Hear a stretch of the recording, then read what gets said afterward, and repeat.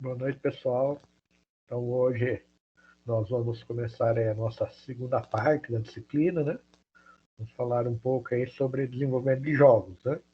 Então, vamos entender um pouco os conceitos básicos de jogos, entender um pouco sobre os conceitos aí do que é jogo, do que é gamificação, entender os elementos de jogos para que a gente comece a debater também o que é um jogo eletrônico educativo, o que é aprendizagem baseada em jogos, o que é gamificação, né? Então, acho que a gente tem que fazer aí esse exercício, né? Então, quando nós queremos entender um conceito, a gente busca aí sempre fazer uma leitura aí, pegar várias definições e analisar essas definições aí para chegar em alguns sensos, em alguns pontos comuns, né? Para que a gente consiga ter uma definição um pouco mais consolidada, né?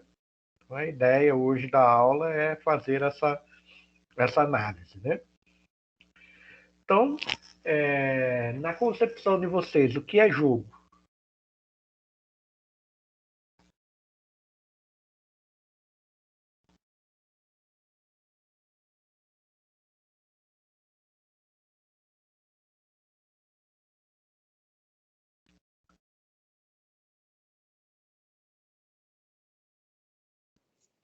Pode falar, professor? Pode. Bom, na minha concepção, eu acho que tem dois tipos de jogo. Um que pode ser educativo, né, interativo e educativo, e o outro que pode ser só para entretenimento, diversão. Aí a gente já começa a classificar, você já está classificando o jogo como um jogo para uma atividade específica, como um jogo educativo, e um jogo aí mais voltado para efetivamente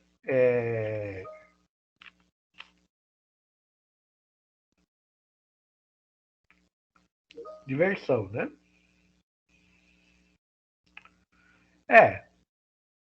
Esquenta a cabeça, William. Estamos começando agora. Então, algo que tem competição, pontuação, isso aí, vocês já começaram a perceber aí alguns elementos do jogo. Isso é legal, porque nós vamos definir quais são os elementos do jogo, né? Tudo que é elemento do jogo, porque a partir desse entendimento eu consigo aí fazer um deparo aí para fazer o entendimento do que é gamificação, né? Então, assim, o que nós podemos dizer, né? O que é possível dizer? Que não existe uma definição única para jogos, né? Então, dentro da literatura existem inúmeras definições para jogos, inúmeras visões do que é o jogo, e dentro dessas visões do que é o jogo, você começa a identificar algumas características comuns nessas diferentes visões de jogo, né? Porque quando nós falamos de jogo, hoje em dia nós pensamos muito nos jogos eletrônicos, né? E a nossa definição de jogo aqui vai extrapolar um pouco os jogos eletrônicos, né? Até porque dentro do processo de ensino-aprendizagem, o uso de jogos e de técnicas de jogo, de elementos dos jogos, são bastante comuns, né? Então, por exemplo, competição, pontuação, bonificação são elementos que nós encontramos aí dentro do processo de ensino-aprendizagem. Então, por exemplo, quando você tem lá no ensino fundamental, o aluno que terminar a tarefa, tiver tudo certinho e terminar primeiro, vai ganhar uma estrelinha da professora, não sei o quê, vai ter vai ser o líder da classe. Então, são técnicas aí que você está fazendo competição, está fazendo bonificação e está promovendo o engajamento do aluno, né? Então, tudo isso termina sendo o uso de elementos do jogo dentro de uma atividade de ensino-aprendizagem, né? Então, a primeira coisa aqui, o nosso dicionário Aurélio, né? Então, o dicionário Aurélio, ele dá uma definição seguinte, né? Vocabulário de origem latina, ludus, né? Jogo, escola. Então vejam que no começo, quando começou a se falar em jogo e quando a humanidade começou a jogar, a palavra jogo e escola era muito associado. Então, por exemplo, quando você vê certos comportamentos até em animais, né? Então, filhotes brincando de lutar, né? Então, na verdade, é um jogo, aquele momento do filhote, onde ele está aprendendo técnicas de luta para que ele vai precisar durante a vida adulta dele. Exato, Leonardo. É muito próximo, né? Vygotsky da questão do jogo. Então, a ludicidade, né? A maneira prazerosa de se aprender que Vygotsky propõe é muito próximo aí do jogo, né? E posteriormente, isso tem muito a ver com as questões culturais, né? Então, o avanço de certos elementos da cultura contemporânea mudou a ideia, o significado de jogo para jogos, né? Que criminalizou, então tornou o jogo uma atividade nociva, né? Tornou a visão do jogo como uma atividade nociva. Então, essa visão do jogo e a visão de diferentes técnicas de você usar determinadas técnicas, né? Depende muito do momento cultural também, né? Então, por exemplo, se você for analisar na Idade Média, você tinha os jogos de guerra, né? Então, você tinha uma maneira de você treinar soldados, né? Fazer uma escola de soldados baseada em jogos. Hoje você tem aí algo que é uma técnica de treinamento, né? Que se tornou um jogo, que é o paintball, né? Então, se você for analisar, você está trazendo algo que era um treinamento de escola militar para uma atividade aí teoricamente de descontração, né? Fica tranquila, Rebeca. Estamos começando a aula. Se tiver algum ponto, depois você tenha dúvida, você pode perguntar. A velha história. Cada momento, cada turma, cada fase da vida do aluno, Leonardo, você termina usando aí elementos de jogos ou o aprendizado baseado em jogos, né? Porque você usar elementos de jogos no processo de ensino-aprendizagem, isso é gamificação. Então, quando eu falo em pontuação, eu falo em bonificação, eu falo em engajamento, eu falo em imersão, eu estou falando em elementos dos jogos que estão sendo utilizados numa atividade não jogo. Então, esse cenário de eu ter usar elementos de jogos para uma atividade não necessariamente que é um jogo, isso nós chamamos de gamificação. Eu usar jogos no processo de ensino-aprendizagem, eu tenho um determinado jogo lá, por exemplo, eu quero que meu aluno aprenda a fazer conta. Eu vou usar o banco imobiliário, né, como uma ferramenta de suporte de aprendizagem para que meu aluno aprenda a fazer contas, aprenda a lidar com dinheiro. Então, esse processo é chamado de aprendizagem baseada em jogos. Então, são coisas diferentes. Apesar da literatura, às vezes, fazer uma salada em cima disso, por isso que eu gosto de fazer essa discussão bem incisiva com vocês, trazendo visão de vários autores, para que vocês consigam enxergar esses conceitos e consigam não cometer esses equívocos, tanto na hora de escrever aí um plano de aula de vocês, como, de repente, aí na hora que vocês estiverem escrevendo um TCC, um artigo científico ou algum projeto, né?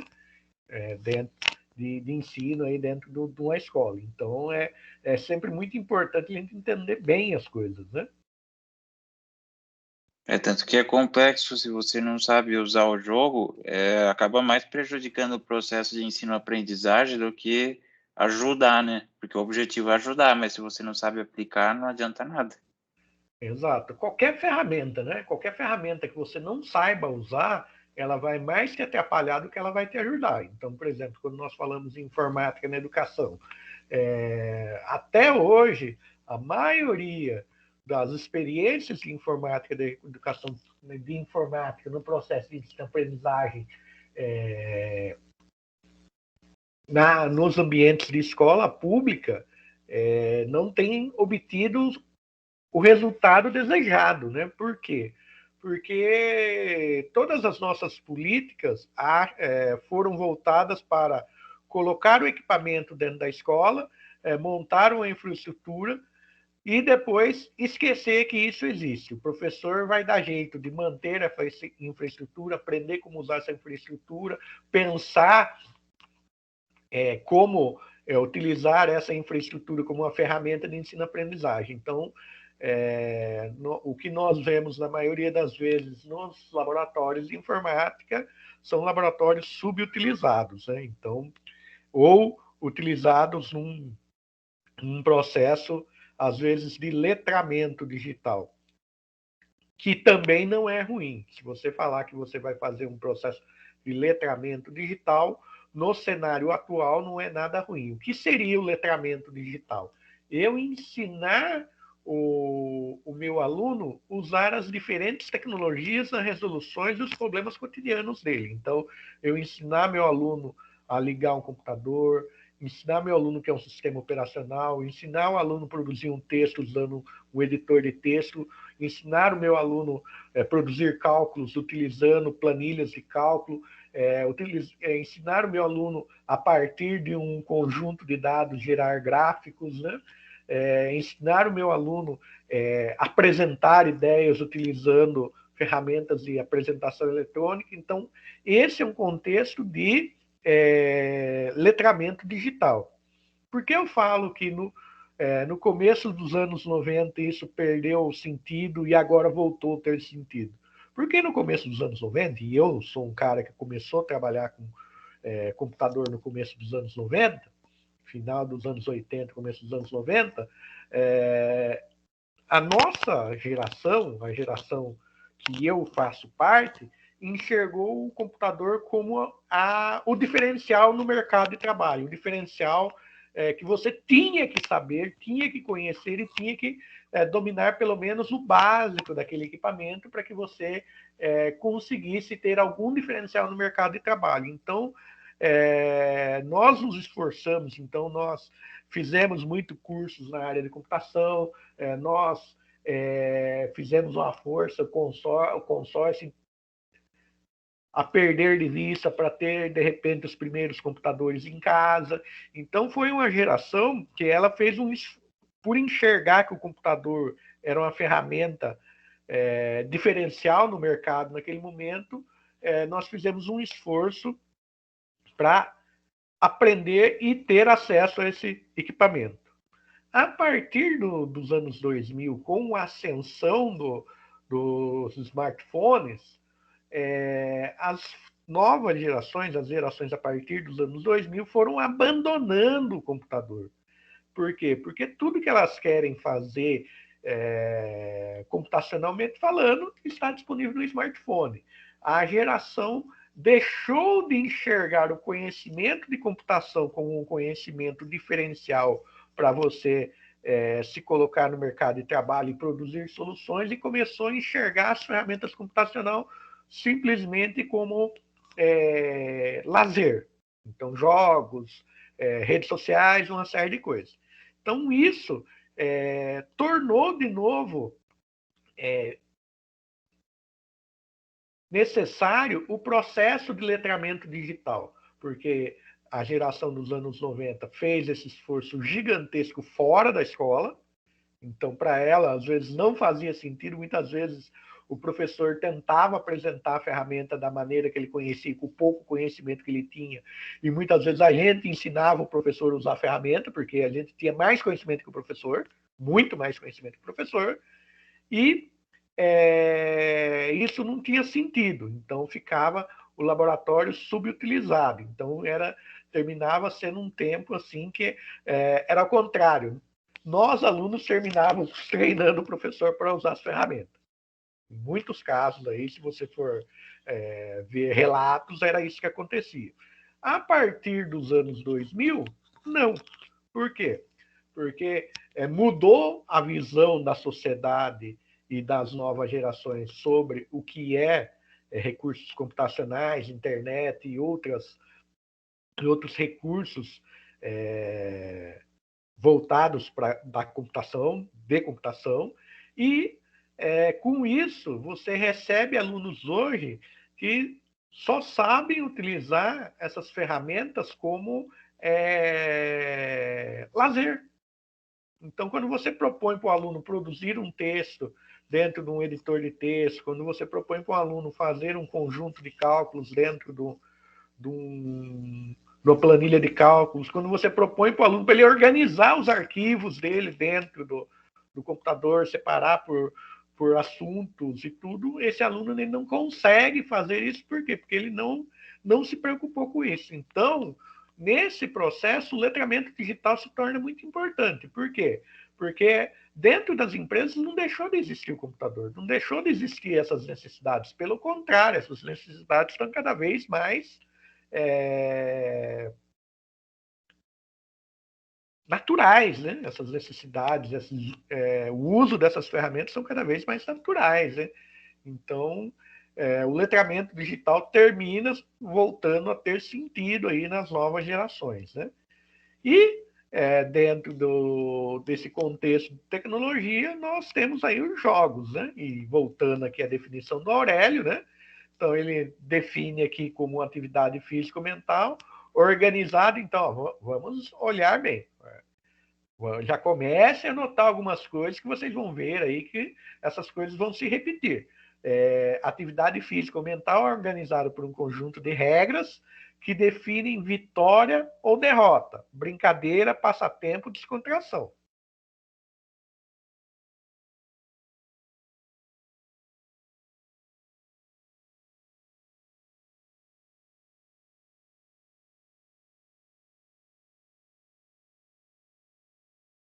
Ah, sim, né, Leonardo? O cara tem um domínio bom hoje de computação aí é minimamente necessário, né? Minimamente, é o mínimo desejado hoje no mercado atual, né? Saber mexer com Word, PowerPoint, Excel, essas Sim. coisas aí mais básicas, né? Sim, é o mínimo necessário. Hoje, tudo. Você hoje ainda gera documentos em papel, ainda gera planilhas, né? Você tem ainda uma geração de documento físico ainda que depende dessas ferramentas, né? E mesmo quando nós falamos online, né? Quando você tem que registrar as coisas, você precisa registrar numa ferramenta, né? Então, seja tanto um cálculo como uma ata de reunião, como um texto, qualquer coisa que você precise registrar, ela tem que estar em algum lugar, né? Então, por isso que é tão importante. Agora nós vamos aí para algumas definições acadêmicas, né? Vamos pegar alguns autores, né? Então, Jasper Juhl parte da definição de outros autores, né? De Huizinga, Calois, Bernard Sweets, David Kelly, Eson e Sweet-Smith, Chris Alvin, Salem e Zimmermann, para apresentar a seguinte definição. Pode falar, Caio. Foi sem querer, professor, desculpa. Esquenta a cabeça. Então, aqui, o trabalho do Jasper Juhl, que até depois eu deixei nas referências do slide link para vocês baixarem, eu acho que até deixei o texto também com material de apoio, ele faz uma revisão bibliográfica, né, das definições de jogos, para em cima dessa revisão bibliográfica ele discutir um pouco e chegar aí a algumas conclusões, né? Então, eu acho um trabalho bacana aí para quem, de repente, for fazer algum trabalho de conclusão de curso aí baseado em jogos e for trabalhar com definições, eu acho um trabalho bacana aí vocês consultarem, né? Então, o Huizinga, né, ele tem um livro, né, que está até disponível lá, chamado Homo Ludens, né? Está disponível no nosso Moodle lá para vocês baixarem o PDF para ler, né? Ele dá uma definição que é uma definição de jogo não eletrônico, até porque quando ele produziu essa obra não existia computador e nem muito menos videogames. Quando nós falamos do estudo dos jogos, da análise dos jogos como ferramenta de ensino-aprendizagem, na análise dos jogos como ferramenta de interação, nós vamos aí muito antes de existir computadores, de existir jogos eletrônicos, de existir os RPGs aí, os RPGs eletrônicos, né? Porque o RPG é um jogo que já existia, um jogo de personagens que já existia muito antes, né? Dos jogos eletrônicos, né? Então, o Huizinga, ele define o jogo como atividade livre, consciente, tomada como não séria e exterior à vida habitual, mas ao mesmo tempo capaz de absorver o jogador de maneira total. Então, quando nós falamos em absorver o jogador de maneira total, nós podemos ter um conceito aqui chamado imersão. Então, o jogador se desconecta por algum momento do mundo real e se conecta ao mundo virtual, ao mundo de fantasia que está sendo proposto pelo jogo. Isso independente desse jogo ser um jogo eletrônico, ser um jogo de realidade virtual. As tecnologias só possibilitaram um processo sensorial mais realístico, né? Então, quando você joga, já fiz algumas vezes algumas experiências de jogo utilizando realidade virtual, a sua experiência de jogo é a mesma coisa que você estivesse dentro do ambiente, você se sente realmente como parte. Então, seu cérebro começa a achar que aquela realidade que está vivendo é a que realmente existe, que se desconecta da realidade exterior, né? Então, continuando, né? É uma atividade desligada de todo e qualquer interesse material. Aí a gente pode discutir também, né? Porque nós temos jogos de azar, jogos de cassino, as loterias, e todas essas têm muito interesse material, né? Então é um jogo, existe um conjunto de regras, você fica extremamente concentrado quando você está jogando, e existe um interesse material. Então vejam que dá para você, olhando o contexto geral da coisa, às vezes fazer alguns apontamentos e falar, isso aqui eu não concordo muito, né? E você consegue aí até buscando dentro da própria literatura rebater às vezes parte da definição aqui, né? Com a qual não se pode obter qualquer lucro. De novo, como nós falamos, né? Os jogos de cassino, jogos de azar, loterias e uma série de outros jogos aí, isso não é verdade, né? Praticada dentro dos limites espaciais, então geralmente você está dentro de um limite espacial, mesmo que esse limite espacial seja o seu computador e você esteja jogando com pessoas do outro lado do mundo, mas existe um limite aí lá do conjunto de jogadores. Né? Então, existe um limite espacial, mesmo que esse limite espacial seja cada vez mais nebuloso. Né? A gente não consiga definir exatamente esse limite. Né? Dentro de um espaço temporal próprio, né? Então, você tem lá o tempo específico do jogo, onde você vai estar realmente concentrado naquilo e não vai estar analisando o tempo real, mas sim o tempo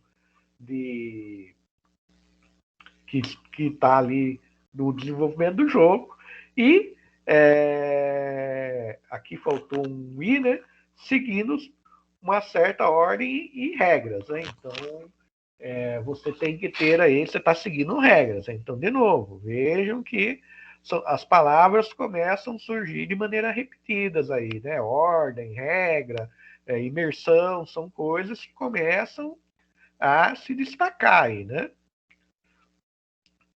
Continuando, né? Promovem a formação de grupos sociais, né? Então, geralmente, quando você vai jogar, você vai se reunir com pessoas que tenham as mesmas afinidades que você, os mesmos gostos, e que estejam dispostas a respeitar o mesmo conjunto de regras, né? E estejam dispostos a construir um mundo fantasioso utilizando o mesmo conjunto de regras. Então, isso vai fazer com que as pessoas se tornem um grupo onde você tem diferenças aí com o mundo real devido ao momento de jogo, né? Então aí nós já vimos muitos casos aí de pessoas encarnarem um personagem de jogo de uma certa maneira que ela começa a se guiar por esse personagem. E uma das coisas que explorou muito isso, uma ferramenta computacional, um jogo computacional que explorou muito isso, foi um jogo chamado Second Life. Não sei se vocês já ouviram falar.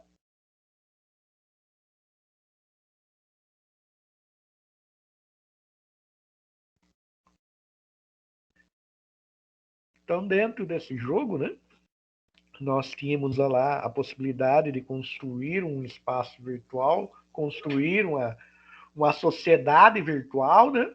E dentro daquela sociedade virtual nós teríamos um avatar que teriam características que seriam a nossa projeção do que nós gostaríamos de ser, né? O nosso alter ego, né?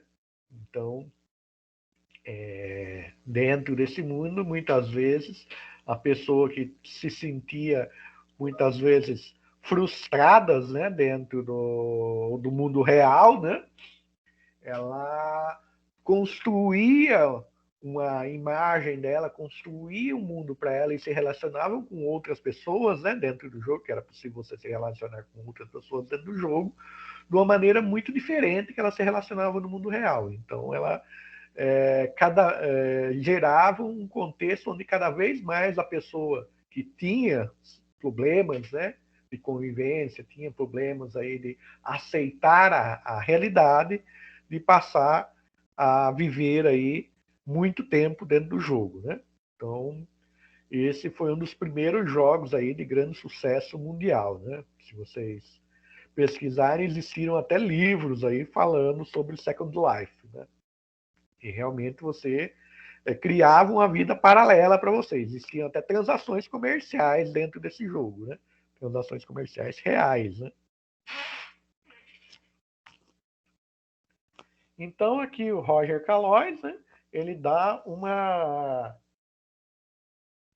definição de jogo, dizendo que é uma atividade que essencialmente é livre, né? Então, voluntária. Eu tenho que querer jogar, separada no tempo e espaço, então eu vou criar aí uma realidade virtual, né? Então, entendam, realidade virtual não é somente quando eu tenho equipamentos computacionais, mas quando eu, quanto pessoa, uso a minha imaginação e crio um espaço fictício para executar uma determinada atividade, né? E, por exemplo, as crianças costumam fazer muito isso, né?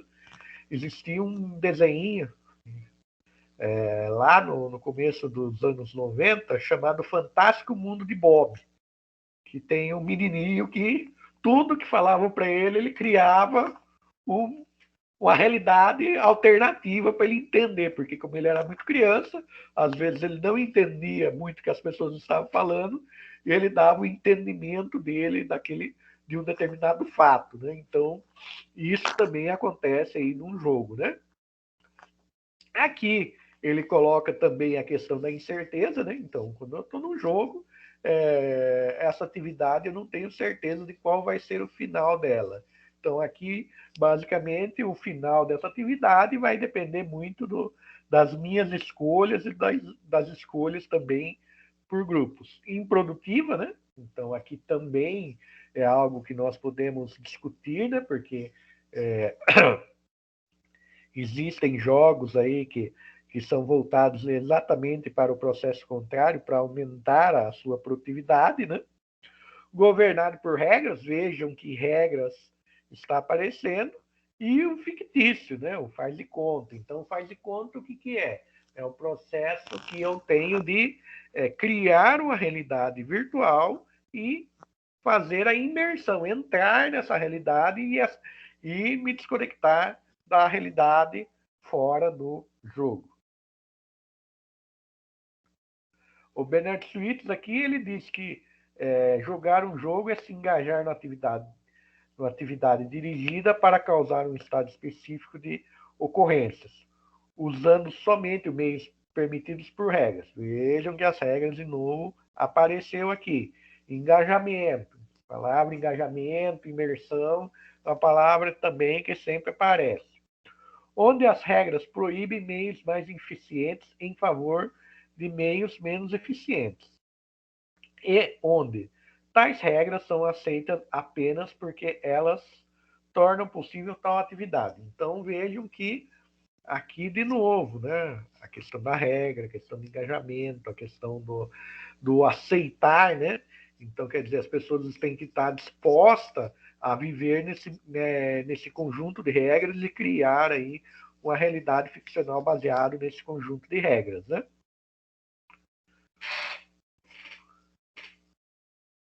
O Avedon e o Sutton aqui dizem que, no nível mais elementar, podemos definir o jogo como um exercício de sistemas de controle voluntário,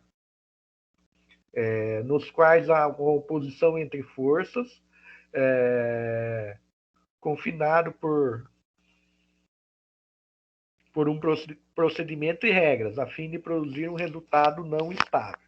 Então, vejam de novo, né? Então, aqui você, além dos elementos anteriores, você já está dando um foco aí na competição, na disputa e no processo aí de desenvolvimento de habilidades para você atingir seus objetivos em detrimento de outros não consigam atingir os objetivos da mesma forma. Então, vejam que tem muita coisa aqui, fazendo uma leitura, você consegue aí fazer essa identificação aí de elementos aí que começam a se tornar comuns nas definições, né?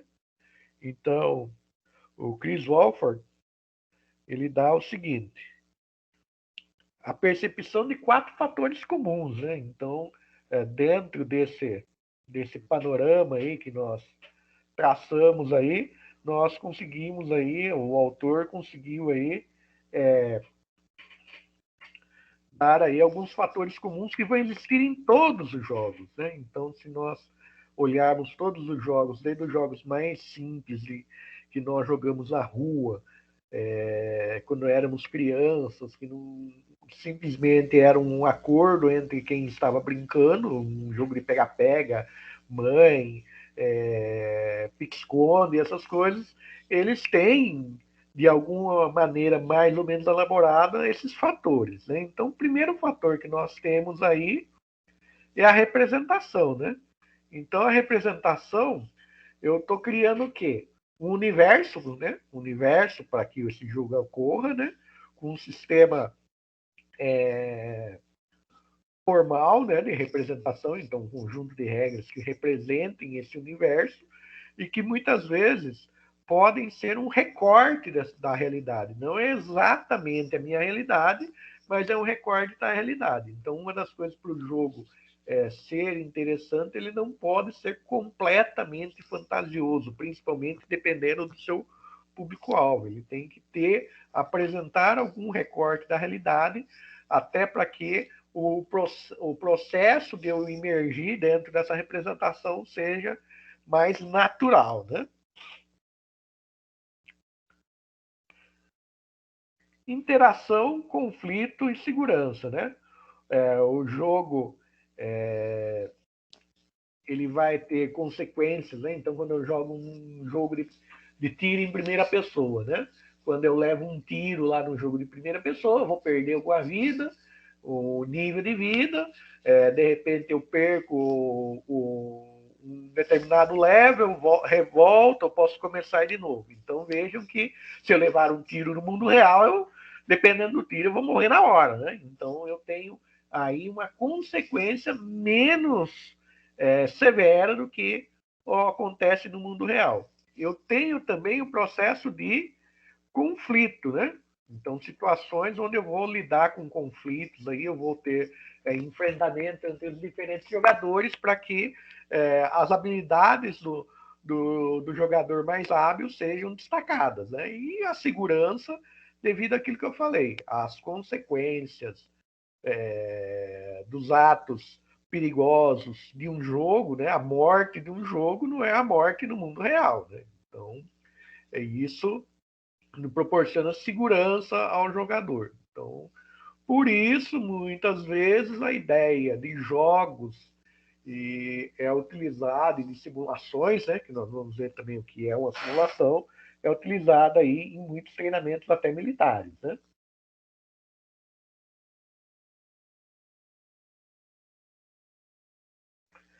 Então, o David Kelly aqui, ele dá uma outra definição, né? Ele diz que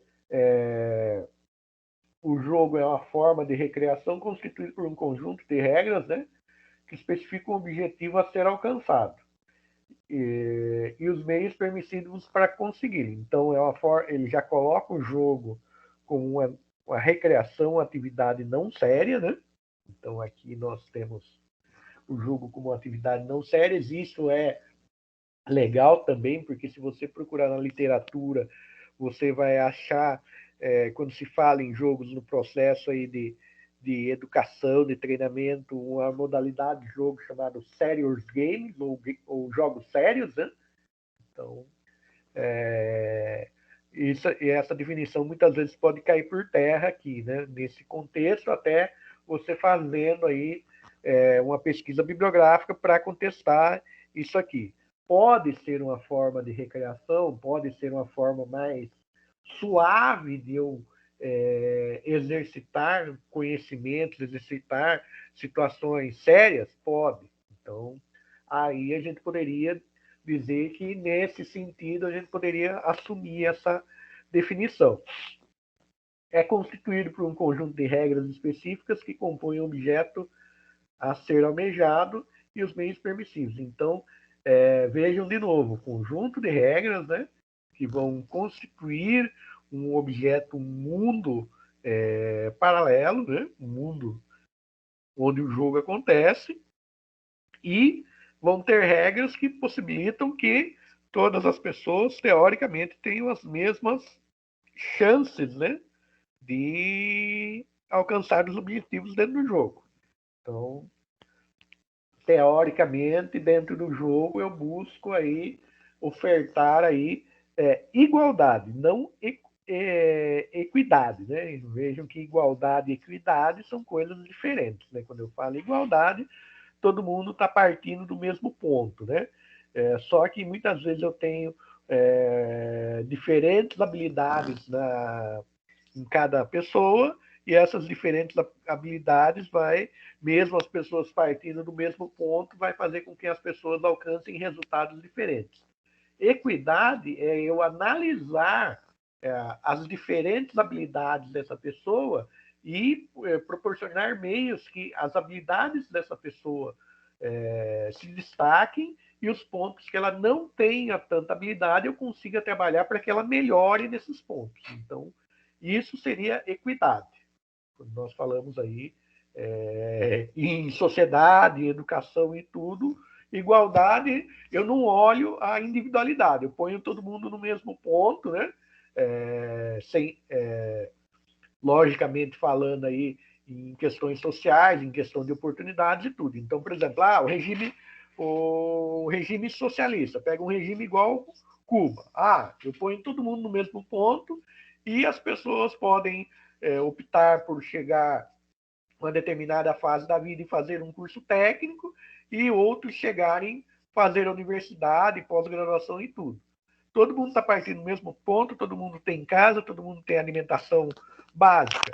mas as pessoas, o indivíduo tem habilidades diferentes. Então, quando eu não dou possibilidades de desenvolver determinadas habilidades e esqueço que um ser humano, para ele conseguir sucesso, para ele conseguir realmente alcançar os objetivos, ele precisa trabalhar o maior número de habilidades possíveis. Então, quando eu falo em igualdade, muitas vezes eu posso também estar cometendo aí alguma discriminação, né?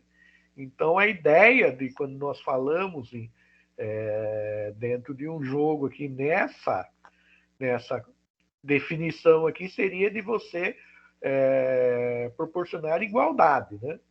Mas aí quem tiver mais habilidade, mais observação, tiver raciocínio mais rápido, em determinadas situações, vai se sair melhor aí do processo de jogo, né? Os Salles Ligman dizem que um jogo é um sistema no qual o jogador se engajam em um conflito artificial, né? Então vejam, engajamento, de novo aparece aí de forma mais clara. Então quer dizer, nós estamos falando de puxando para uma palavra sinônima, nós estaríamos falando num processo de imersão, né? Então o jogador está imerso, ele está dentro daquela realidade virtual, né? E um conflito artificial, né? Então os jogadores vão ter aí objetivos, né? Buscar objetivos de sucesso dentro desse jogo. Esses objetivos de sucesso foram convencionados pelos integrantes do jogo, né? Então, ou eles concordaram, né? Então, quando eu pego um jogo aí, um videogame que já tem esses objetivos bem traçados, eles já concordaram com esses objetivos e vão medir as suas habilidades aí dentro desse espaço para que quem tiver mais habilidades necessárias para chegar ao sucesso no jogo seja o vitorioso. Então, aqui de novo, definido por regras, né, que resultem em um resultado quantificável. Então, quer dizer, eu tenho que dizer se alguém ganhou, alguém perdeu, quem teve mais pontos, quem chegou mais próximo do objetivo do jogo, quem faltou um pouco para chegar. Então, eu tenho um processo aí onde eu consigo fazer um ranqueamento, né? Então, vocês que jogam bastante videogame aí e jogam muito online, vocês já devem ter visto muito essa questão aí dos rankings aí dentro dos jogos online, né?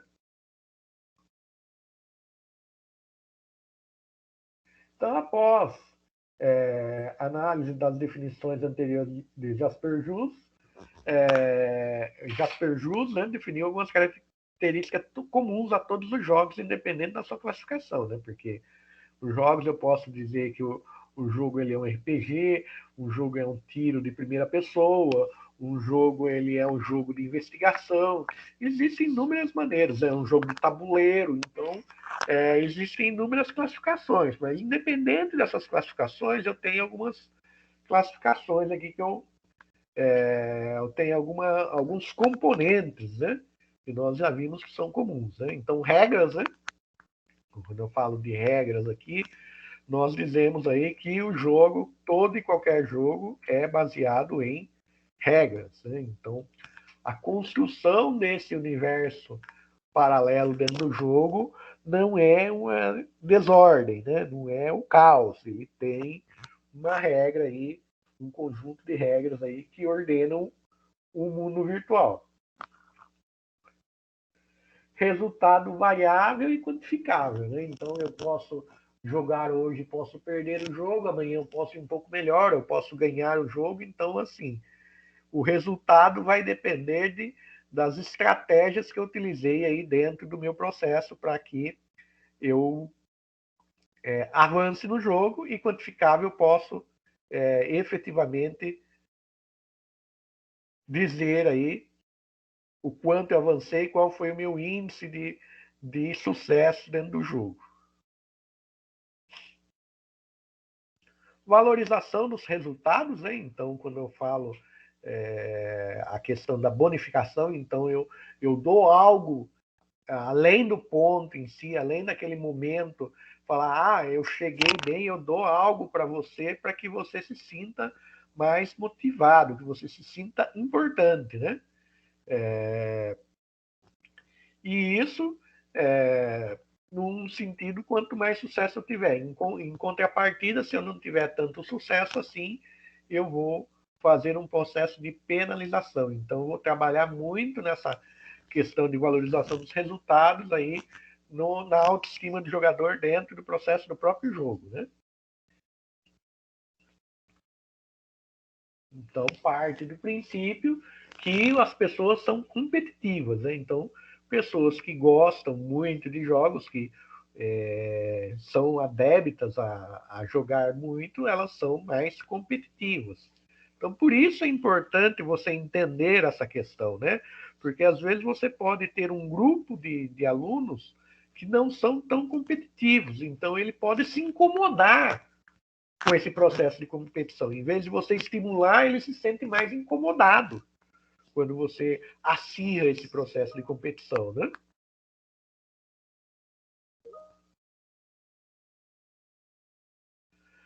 Olha, você tem diferentes níveis, né, Leonardo? Tem pessoas que são mais competitivas, tem pessoas que são menos competitivas. Isso aí é algo muito individual, é muito da construção da sua visão de mundo, né? Essa questão da competitividade ou não. Eu vejo muito eu e meu irmão. Meu irmão é um cara extremamente competitivo em tudo. Desde de criança, ele tinha a necessidade de ser bom, de tirar boas notas, de tirar 10. Se ele tirasse 9,5, ele ficava incomodado. Dentro do serviço, ele sempre foi um cara que sempre buscou aí superar muito as metas, né, que eram impostas para ele. Então, ele é um cara sempre foi muito competitivo. E eu já não tenho esse perfil. Eu sempre fui aquele cara, dentro do cenário, o que eu preciso fazer para que a coisa funcione a contento, que eu não fracasse dentro do que está sendo proposto, mas também eu não preciso me matar para ser o melhor, ser o the best do cenário, né? Então eu já tenho uma visão um pouco mais leve dessa questão de competição, né? Então aí é aquilo que eu falo, competição, esse espírito competitivo é muito relativo. Então, por exemplo, eu gosto de falar de jogos, eu gosto de estudar jogos, eu gosto até de programar jogo, eu acho interessante, mas eu mesmo sentar e jogar, já é algo que não me prende muito, né? Nunca gostei. Meu irmão sempre, desde da adolescência, teve videogame, às vezes ia lá, de tanto ele perturbar, ia lá, brincava com ele um pouco, jogava com ele um pouco, mas nunca fui assim, um jogador assíduo, né? Tem pessoas, meu irmão, até hoje ele é um jogador assíduo. O momento de folga dele, ele dá um jeito de jogar, né? Então, aí, por isso que eu falo, essa questão de, de competitividade é algo muito individual. Então, por isso é sempre importante você olhar isso com muito carinho na hora que você está pensando em estratégias aí para trabalhar dentro da classe, né? Então, esforço do jogador, né? De novo, né? Esforço do jogador vai ser aqui o quanto ele vai estar num processo de imersão e quanta energia ele vai investir para ele obter um resultado no jogo, né? E essa energia depende muito, de novo, o nível de competitividade do jogador. Então, de novo, o esforço do jogador é algo muito pessoal, né? Então, por isso, nós falamos que quando nós pensamos aí no uso de jogo, né, como estratégia de ensino-aprendizagem, né, é algo que a gente tem que o jogo, gamificação ou outras técnicas que envolvam aí características de jogo, a gente tem que ter muito cuidado na hora de pensar tudo isso, né?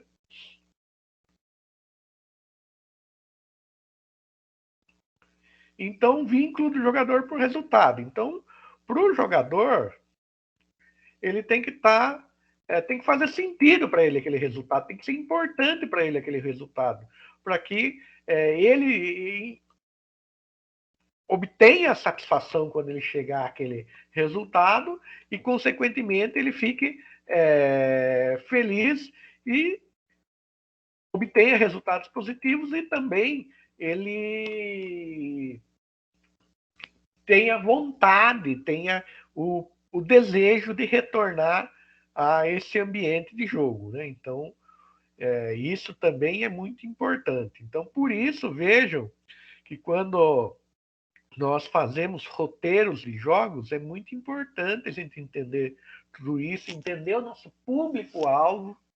Então, uma das coisas que jogos têm extremo sucesso ou jogos fracassam é não entender direito o seu público-alvo. Então, você não entender o que motiva o seu jogador, né? O que o seu jogador acha bonito, o que o seu jogador acha interessante.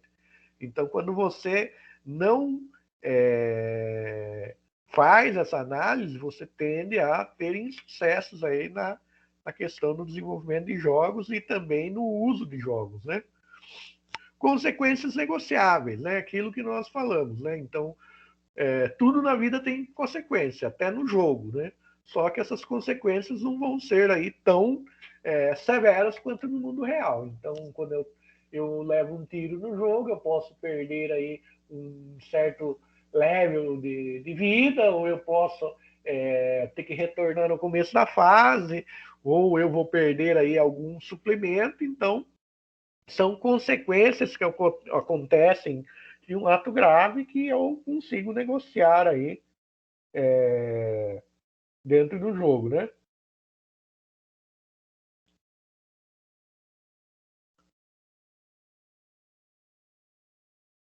E essas consequências não necessariamente vão me atingir aí no mundo real, né? Então, isso aí seria uma visão que nós teríamos, né?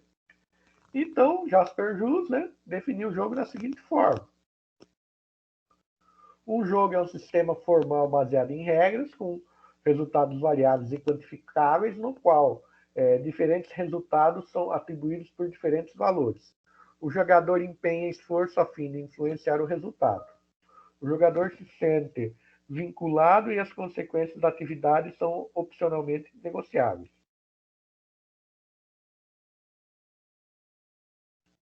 Exato. Então, esses mecanismos dos jogos são justamente pensados assim, quem tem predisposição para determinado perfil de jogo. Então, por exemplo, tem jogadores que gostam de jogar jogos investigativos, tem jogadores que gostam, a maioria hoje em dia, jogos de tiro de primeira pessoa. Tem jogadores que gostam de jogar jogos de esporte. Pode falar, Leonardo. Para jogo educativo tem que tomar muito cuidado, né, professor, com isso daí. Porque você está mexendo com a educação da pessoa e você está mexendo com a parte emocional dela, além de tudo, né? Sim, a questão de valores também, né? Porque que valores você quer incutir, né? Porque quando a pessoa está dentro do universo de jogo, por mais que aquele universo seja ficcional, aquele universo ficcional ele tem valores que a pessoa aceita aqueles valores, né?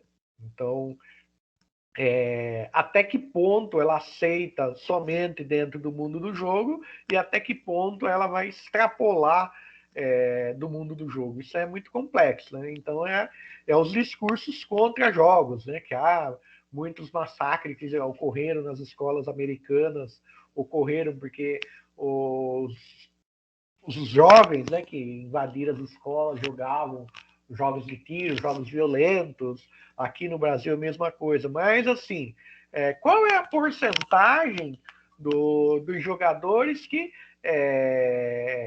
levaram esse valor de uma determinada violência do jogo para fora do jogo? Tem jogadores que podem ser ao contrário. Aquele momento de jogo é o momento de ele extravasar certos ímpetos que ele sabe que ele não pode usar no mundo real. Então, você discutir comportamento humano e a influência do comportamento humano é sempre algo assim bem profundo, né? Então a gente tem que ter muito cuidado com tudo que a gente faz, né? Principalmente nós, professores, que estamos aí numa fase de formação, né? Dos nossos alunos, né? Então, quem está no Fundamental 1, Fundamental 2 e médio, você está acompanhando uma fase de construção de valores, de construção de um ser humano, né? Então, não é só você ensinar ele a fazer conta, né? Não é só ensinar o que é gravidade, não é só fazer ele decorar conjugação de verbos. Nossa missão é muito mais ampla que isso, né? Tem hora que a gente termina esquecendo isso. A gente pega o currículo, o aluno tem que saber isso, aquilo, e a gente termina esquecendo que não é só isso que o aluno vai buscar na escola, né? Não é só isso que ele termina absorvendo na escola, né? Sim, a tecnologia simplesmente ela é um reflexo do comportamento humano, né? A tecnologia ela é produzida pelo humano, ela não é algo que veio um alienígena aqui, né, Mariana? E deixou aqui, né? Toda a tecnologia que nós temos, desde da invenção do fogo, foi um processo evolutivo da humanidade, né? Então, e esse processo evolutivo mudou como a humanidade interage com o mundo, realmente, né, Leonardo? Então a gente termina, às vezes, só vomitando conteúdo aí para os alunos, né? Então, tem hora que a gente tem que fazer essa análise, né? Terminar fazendo. Eu sei que tem matérias que é um pouco mais difícil a gente tentar fazer esse tipo de coisa, né? Então, por exemplo, mesmo na licenciatura, nós temos matérias aqui que a gente consegue fazer essa discussão, né? E tem matérias que não consegue. Pode falar, Leonardo. E esqueci, professor, daqui a pouco eu lembro. Tá bom. Então, por exemplo, eu mesmo, na disciplina de lógica, eu tenho que cumprir um determinado conjunto de atividades lá para desenvolver determinadas habilidades em vocês, né? Para que vocês aí ao longo do curso, em disciplinas como cálculo numérico, vocês consigam obter resultados, né? Então vejam que é um perfil muito diferente da disciplina de informática na educação, né? Então, vocês sempre me falam que essa disciplina é muito diferente da disciplina de lógica. O perfil de tudo que nós estamos fazendo é diferente, e realmente é diferente. Eu tento deixar a disciplina de lógica, principalmente quando eu estou trabalhando com integrado, que é um público mais novo, que eu tenho mais tempo, 1 ano de trabalho, eu tento deixar uma disciplina um pouco mais leve, um pouco menos indigesta, mas infelizmente você tirar o cérebro da zona de conforto termina sendo algo que às vezes incomoda, que é o caso de você desenvolver aí o seu raciocínio lógico, né? Então, agora aqui nós temos um autor aqui, né? Mark Prensky. Existe um livro na biblioteca, se vocês tiverem interesse, forem fazer trabalhos na área, recomendo que vocês leiam esse livro. É um livro chamado Aprendizagem Baseada em Jogos, né? Está na nossa bibliografia aqui no final da apresentação, né? Então, o Mark Prensky ele já disse que o jogo é uma palavra de muitos significantes, né? Então, eu tenho para cada pessoa pode significar coisas, pode representar coisas diferentes, né? Ele aborda que o jogo é como um subconjunto da diversão e das brincadeiras organizadas por regras. Então, assim, é um momento onde eu tenho uma certa descontração, mas mesmo nesse momento da descontração, eu tenho alguma ordem, né? Essa descontração não vai ser algo que vai acontecer de forma extremamente aleatória e desorganizada, né?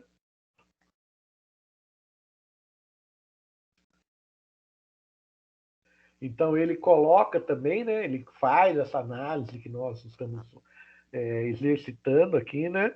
Das características comuns, né? E ele diz que essas características comuns, né, ele faz a defesa que essas características comuns são adequadas aí com ferramentas de aprendizagem. Então, a abordagem do Prensky é a abordagem de aprendizagem baseada em jogos. Eu vou utilizar jogos como uma ferramenta no processo de ensino-aprendizagem. Eu vou utilizar essas características tanto como motivação, como eu vou ter jogos que têm elementos para que eu vença o desafio dentro dos jogos, que eu aplique conceitos, né, que eu estou trabalhando com o meu grupo de alunos. Então, é nesse sentido que o Prensky analisa jogos, né? Então, aqui, regras, né, como nós vimos, né? Metas, objetivos, resultados e feedback, né? Então, as minhas metas e objetivos aqui, geralmente, é obter sucesso aí dentro de um enredo de jogo, ter a vitória e eu ter um sucesso, conseguir progredir dentro do jogo. E essa minha caminhada, né, dentro do jogo para alcançar as minhas metas, eu preciso visualizar como eu estou efetivamente caminhando dentro desse jogo, né? Então, preciso ter resultado e feedback, né? Então, o resultado é assim, você tem tantos pontos, Leonardo. O feedback seria, se você fosse para tal lugar, se você usasse tal mapa, ou então, por exemplo, você tem, olha o jogo lá, você tem o seu placar, né? A sua pontuação, e você pode acessar dentro do jogo o mapa do jogo para você se localizar onde está, né? Para você saber se você está mais próximo do seu objetivo, se você está mais longe do seu objetivo, onde você está no mundo do jogo.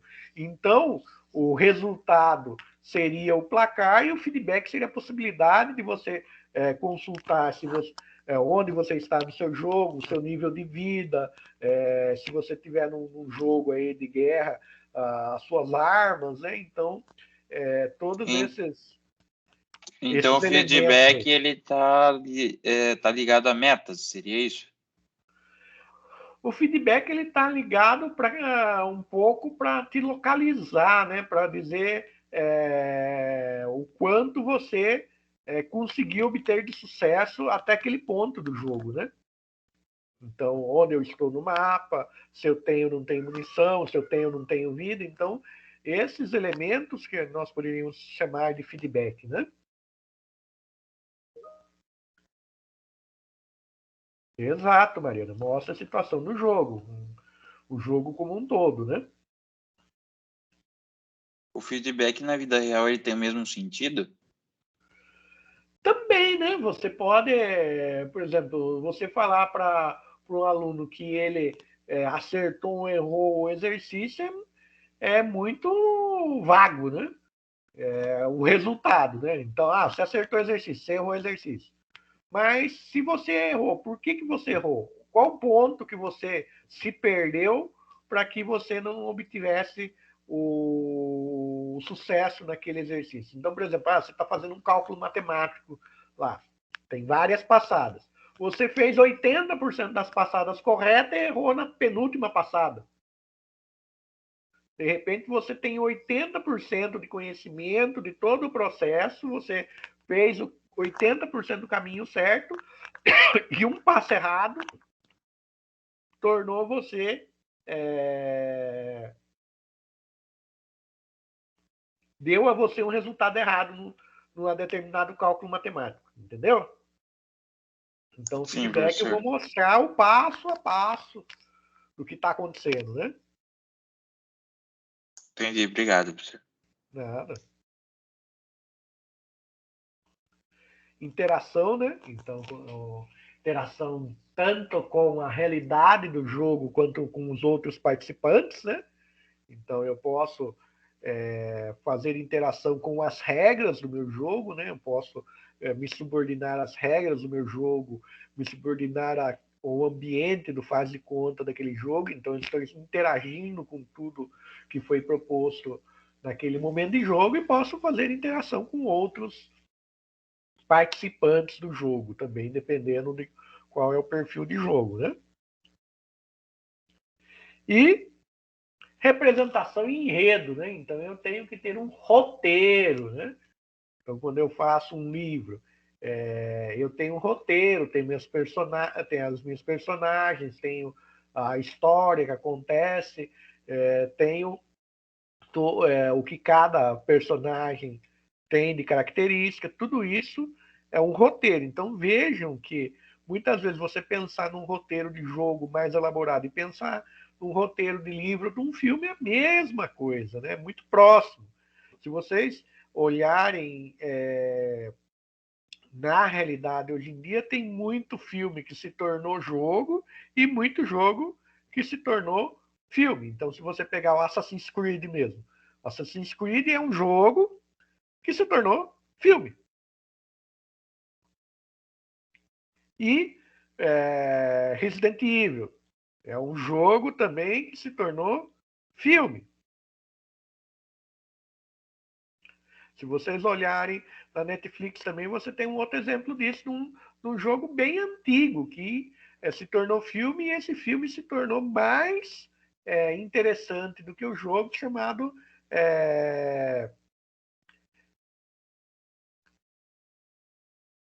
Resident Evil. Desculpe, Castlevania. A Castlevania. Então procure a animação do Netflix chamado Castlevania, que era um jogo lá do começo dos anos 90. Outro jogo muito interessante e até educativo, que era um desenho lá no final dos anos 90, e a Netflix recuperou esse desenho, refez esse desenho, e é usado como um jogo também, esse desenho, né? O jogo foi baseado no desenho, é um desenho chamado Carmen Sandiego. Então, vejam que muitas vezes você fazer um enredo de uma produção cinematográfica literária é muito próximo de você fazer aí o enredo de um jogo, né?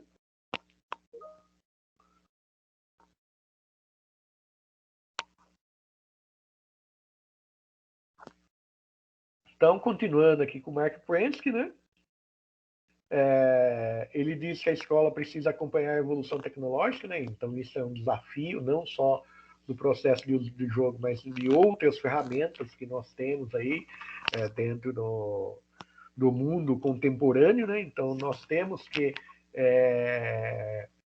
fazer com que a escola reflita mais o mundo contemporâneo, porque nós temos aí um mundo contemporâneo que você tem comunicação instantânea, você tem leitura fragmentada, você tem uma série de realidades diferentes, e você ainda na escola usa uma realidade do começo do século XX, né?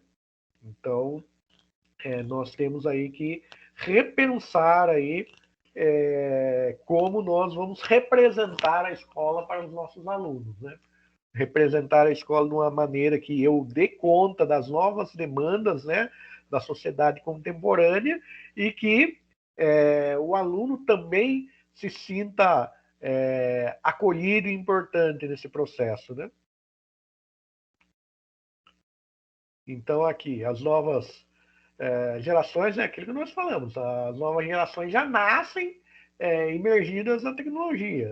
Crianças aí de 1, 2 anos já têm acesso a smartphone, já jogam, já assistem desenhos no YouTube, no smartphone, já tem um processo de interação muito forte e recebe muita informação fragmentada, né?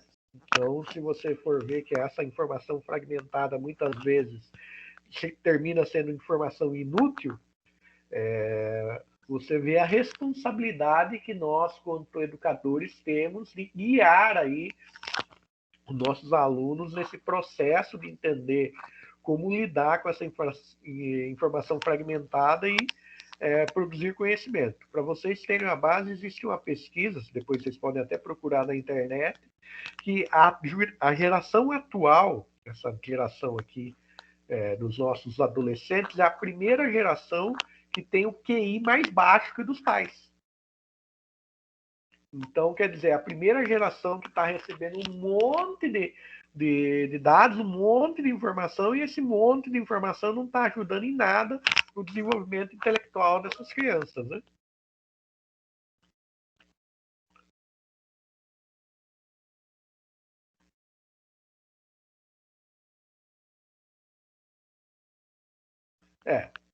Essa questão do laboratório de informática, tudo que vocês vejam que vai culminando aí no que nós estamos falando, né? Então vejam que as disciplinas do curso terminam se conversando, né?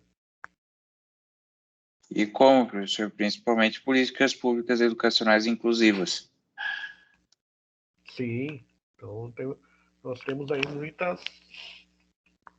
muitas questões aí que terminam permeando aí as diferentes disciplinas para que você consiga pensar aí uma escola moderna, uma escola que consiga dar conta das novas necessidades do mundo, né? Então, o mundo está se transformando muito rápido.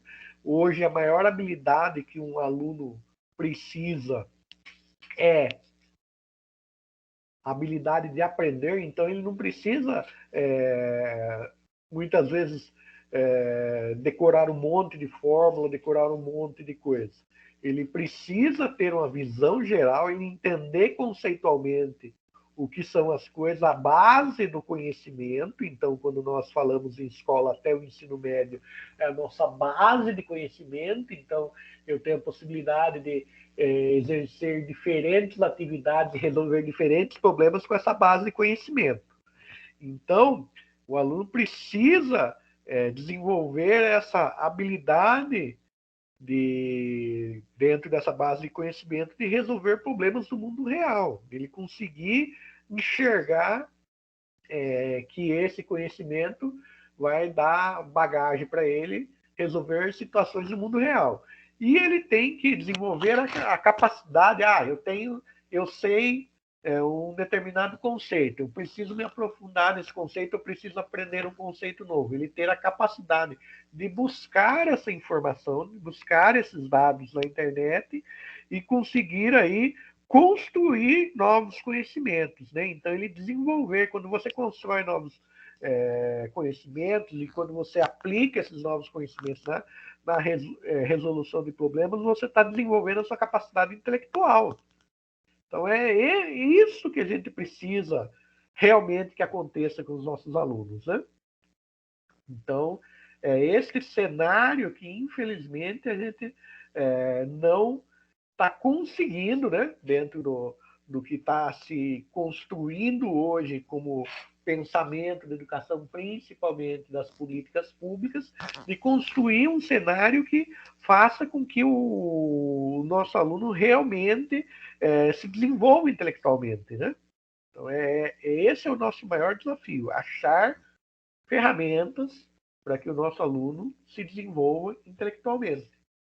Não só ele decorar as capitais do Estado, decorar a tabuada, lógico, ele precisa ter essa informação de maneira muito clara na mente dele, ele entender que, de repente, a tabuada é uma elegância da soma, ele tem que entender certas coisas, né? Ele tem que entender conceitualmente certas coisas até para ele usar isso na resolução de problemas.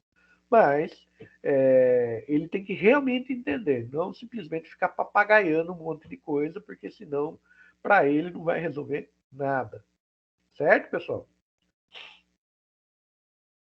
Dúvidas até aqui?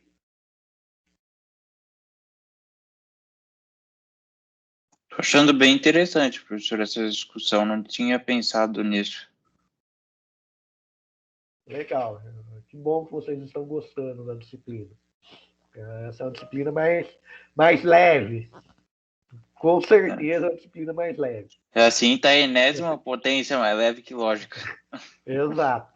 Então, assim, pessoal, nós já estamos aí com 1h20 praticamente de aula, né? Acho que já para remoto a gente já está bastante avançado, né? Então eu vou dividir, né, o slide e na próxima aula a gente começa a partir de jogos eletrônicos educativos. Então eu subo o slide até o ponto que nós fomos hoje, né? E nós fazemos aí na próxima semana a gente avança aí com a discussão sobre jogos, tudo bem? Sim, professor, obrigado pela aula. Eu que agradeço, gente. Tati, realmente é parecida com essa disciplina aí da física, né? A única coisa, informática e objetos de aprendizagem, é que lá você vai trabalhar um pouco de lógica, né? Na física. E o que eu estou fazendo? Eu estou trabalhando com o Arduino para que os alunos consigam fazer experimentos práticos com Arduino em física. Essa está sendo aí a ideia na disciplina. Ah, que legal, professor. Eu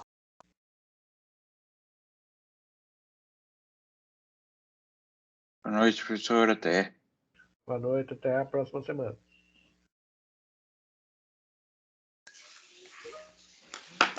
Boa noite, professor.